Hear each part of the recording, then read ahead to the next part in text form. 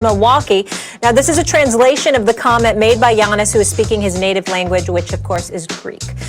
This is a statement that I've never made before. If LeBron and Kevin Durant and Anthony Davis came to Milwaukee, I would have been good with that.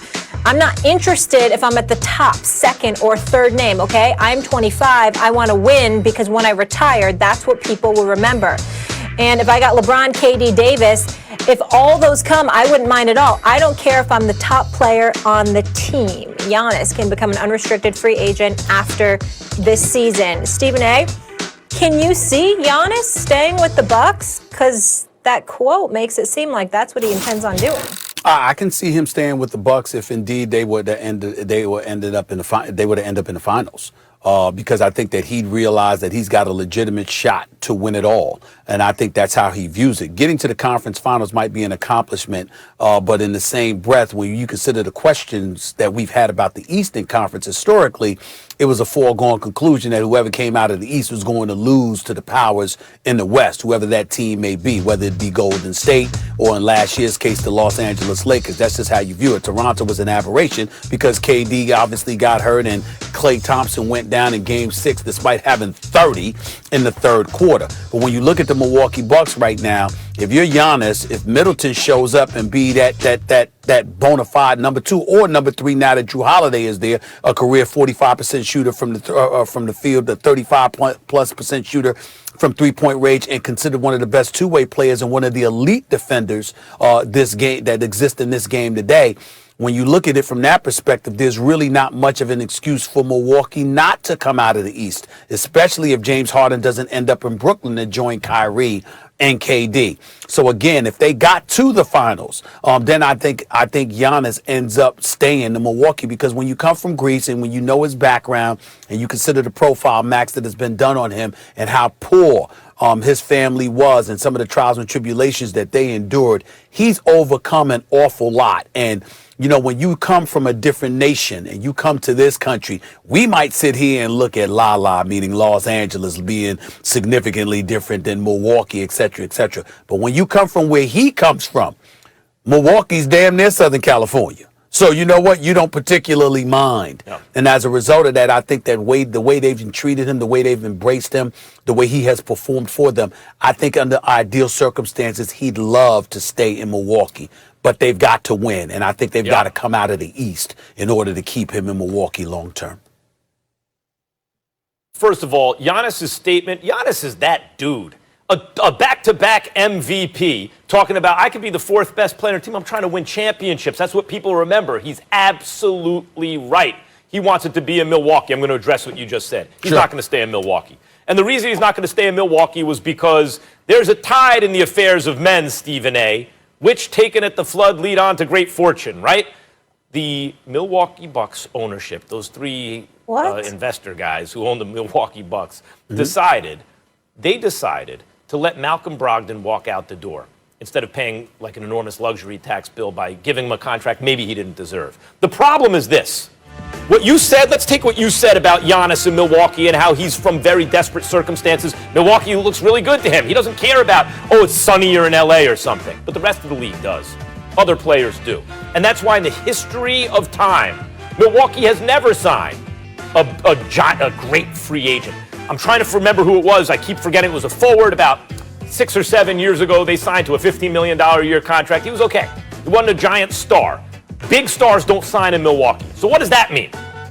If Giannis' number 1 thing is I'm trying to win a championship or championships, and his number 2 thing is I want to do it in Milwaukee, but the priority is championships. Once you don't sign Brogdon, you have fewer things to trade to bring in great players. So, for example, they pulled off the trade for Jrue Holiday. It's a great addition.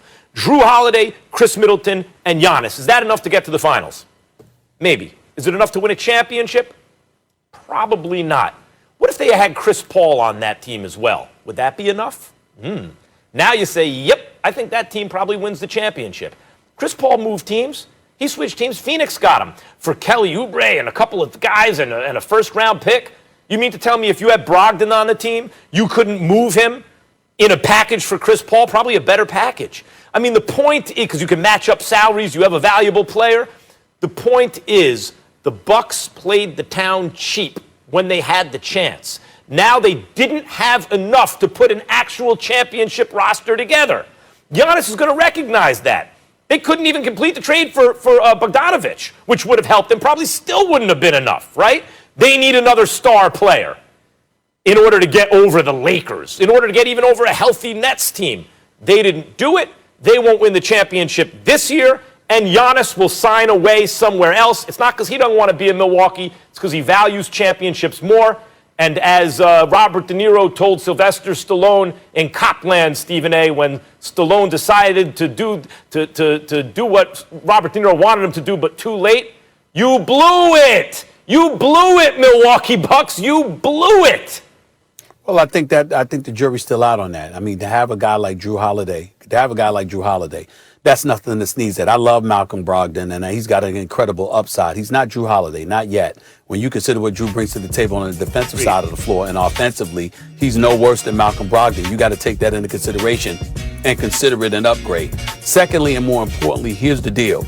If you were to get to the finals, and let's say you gave the Lakers a run for their money, then you're not putting it on an organization. You're looking at what you have in place and you saying we have enough. Now, if you go to the finals and you're Miami against the Lakers, who were clearly overmatched, then that's a different ball game.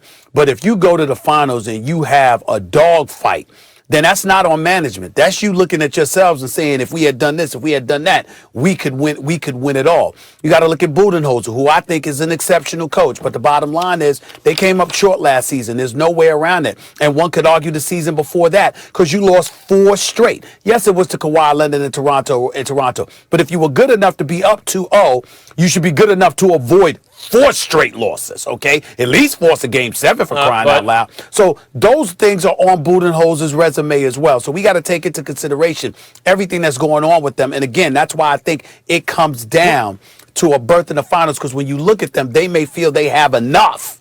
We'll find out.